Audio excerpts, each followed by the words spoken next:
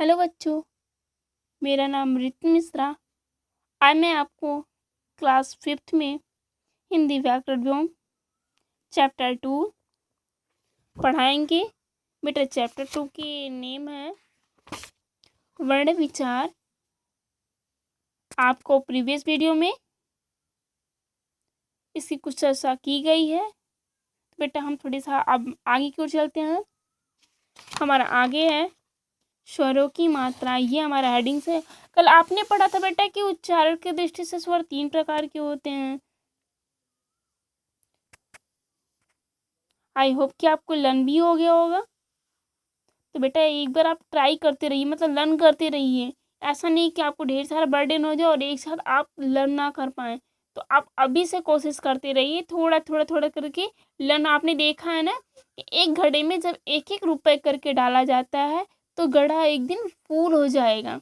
लेकिन जब आप ये सोचेंगे, आपने कॉपी में ही राइट करते, ठीक, एक साथ अपनी कॉपी को कभी फिल नहीं करते, लेकिन धीरे धीरे करके एक दिन आपकी कॉपी फिल हो जाती है, आपका नोटबुक फिल हो जाता है। तो बेटा उसी तरीके से अपने माइंड में आप थोड़ा थोड़ा ही करके लर्न रखें और एक दिन वह एक बड़ा रूप ले लेता है। अब है हमारा स्वरों की मात्राएं। यानी जब स्वरों का मेल व्यंजनों के साथ होता है तो स्वरों का रूप बदल जाता है। जब स्वरों का मेल व्यंजनों के साथ होता है तो स्वरों का रूप बदल जाता है। स्वरों के इस बदले रूप को ही मात्रा कहते हैं।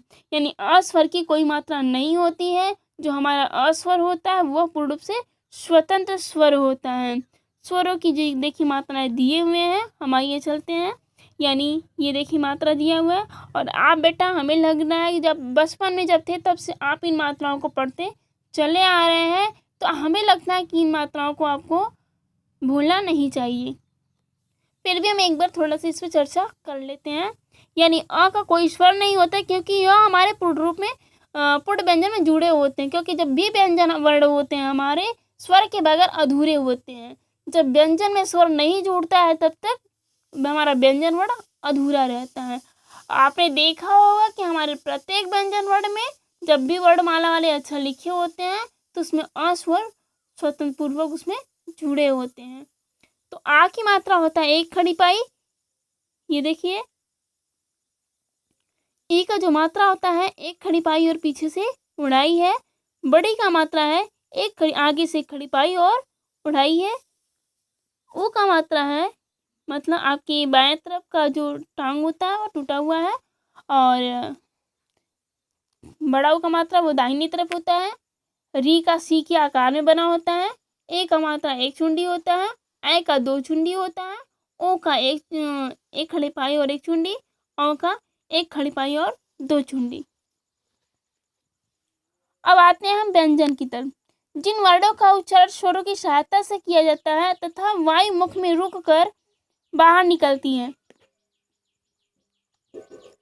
बेटा आप कोई भी व्यंजन वर्ण लीजिए, आप कोई भी व्यंजन वर्ण लीजिए, ठीक है। ऐसे हमने बोला क, तो हमारे मुख से जो वायु होती है वो रुक कर निकलती है। यानी व्यंजन वर्ण को बोलने के लिए हमारे मुख की जो वायु होती है वो रुक कर के बाहर निकलती है।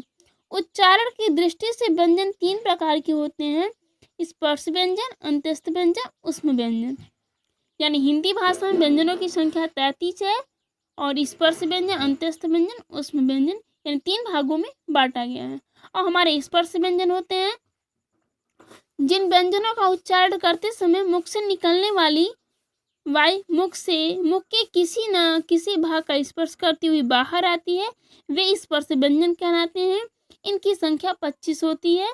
इनको 5 वर्गों में बेटा बांटा गया है। हमारे 5 वर्गों में है, यानी क वर्ग, च वर्ग, ट वर्ग, त वर्ग और प वर्ग।